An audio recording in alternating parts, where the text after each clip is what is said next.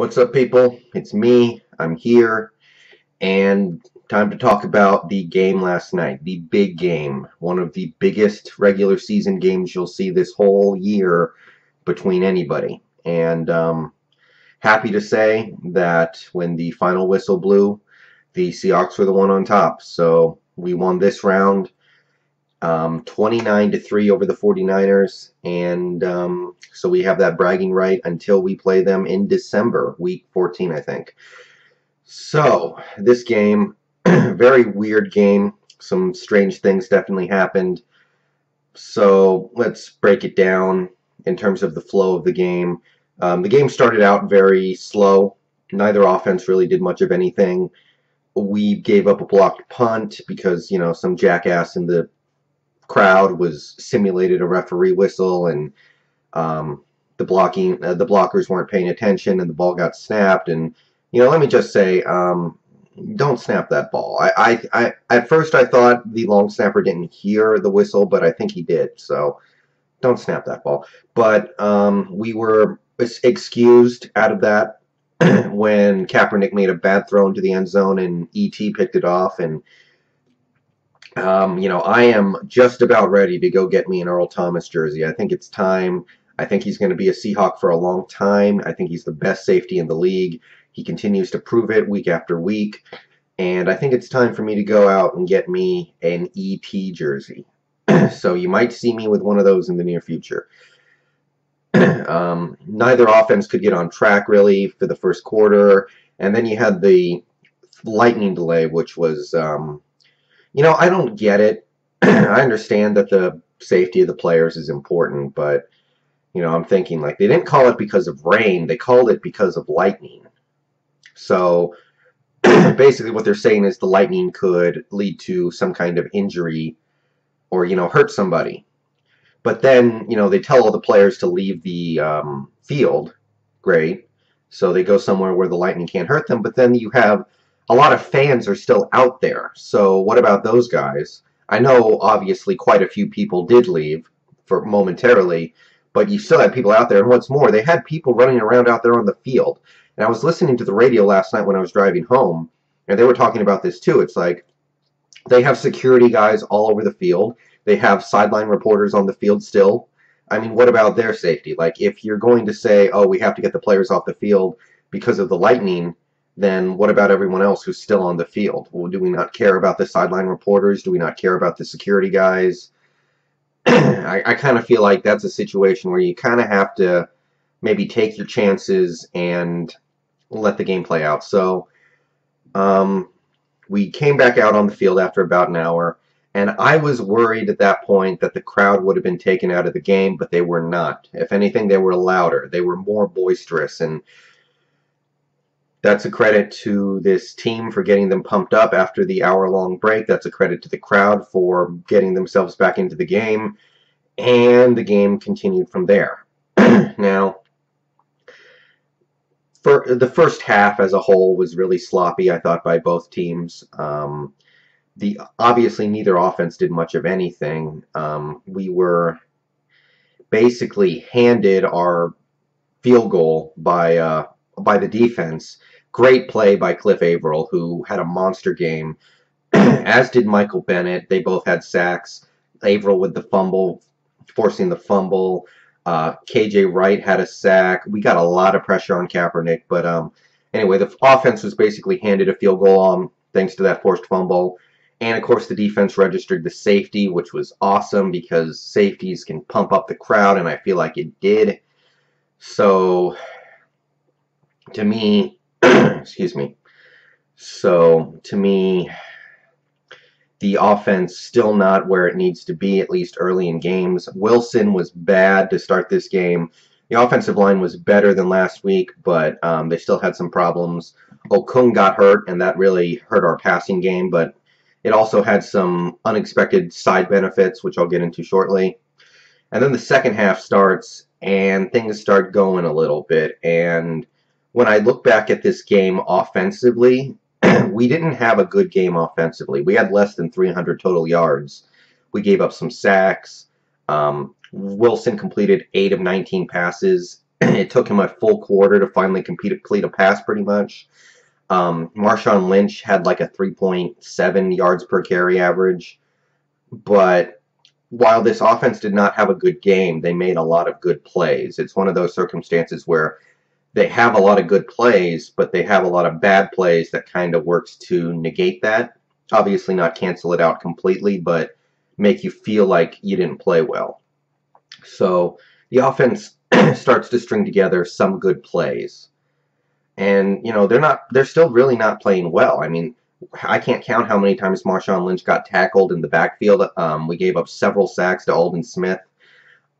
Receivers dropping one or two passes. Wilson air mailing a couple passes.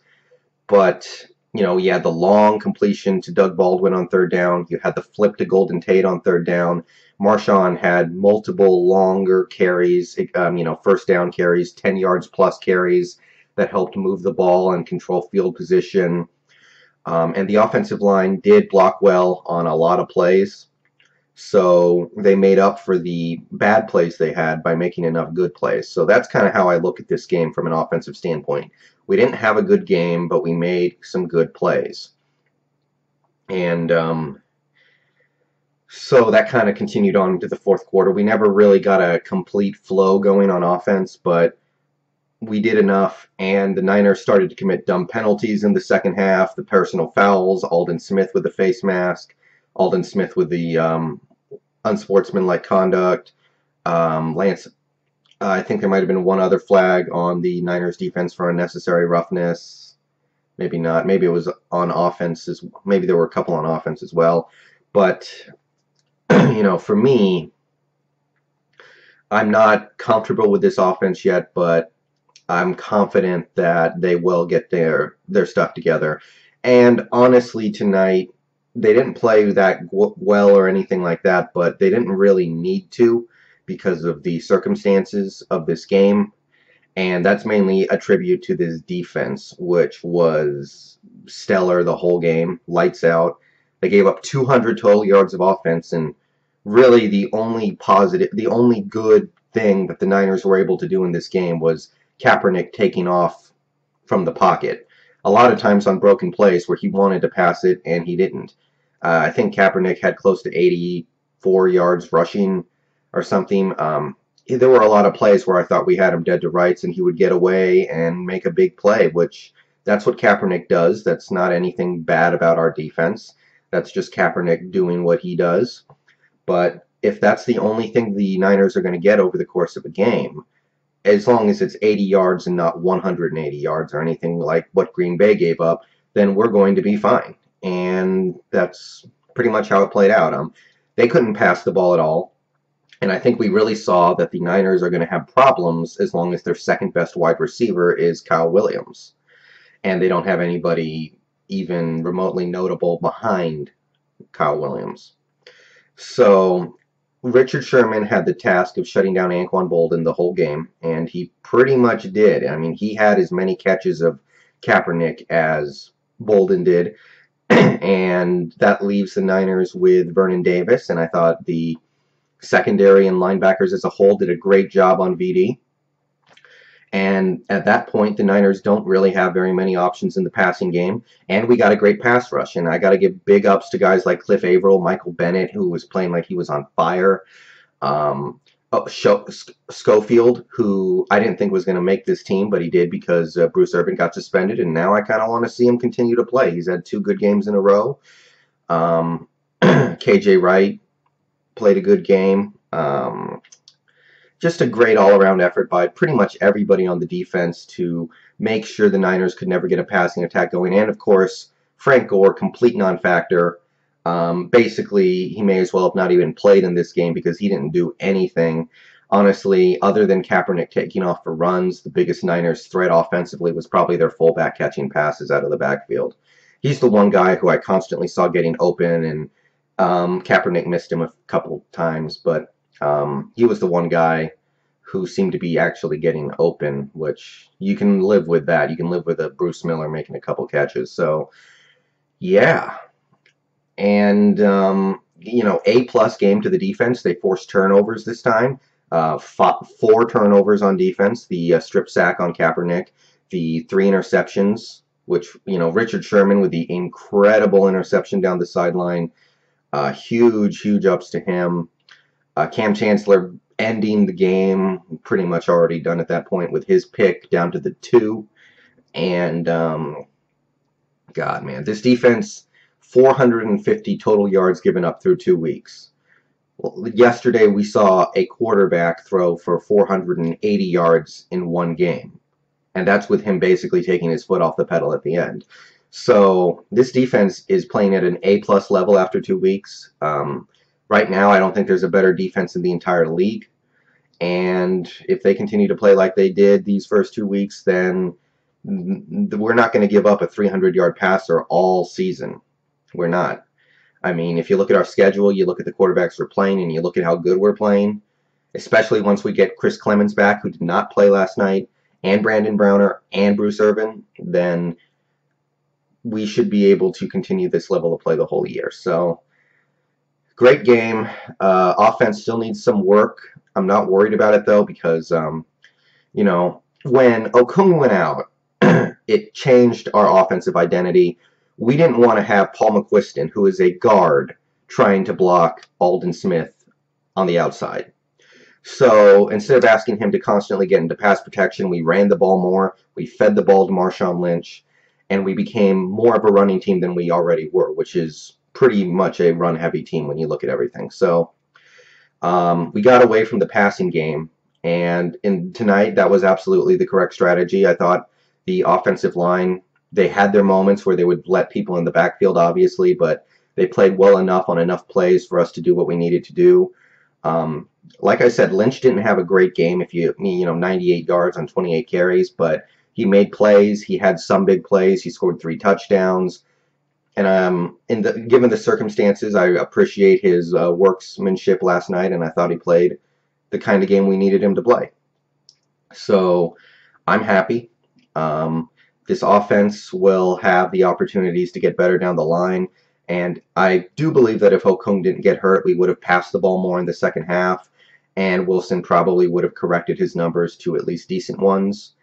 But as it stands, he didn't have a good game, and I think he knows that. So, last week I said some things about Wilson, not overly kind, but really that was just me nitpicking. He played great, and he didn't play like a Hall of Famer, and that's kind of what we want from him. So that was really not anything. This week, though, it is legitimate. He didn't play well, but he started the game slow and got better as time went along, and the defense meant that he basically didn't have to do anything. So circumstances dictate the way things go. One thing he did do, he didn't turn the ball over, but once he had the long interception on third down that was basically a pretty good punt, so I'm not really going to fry him for that.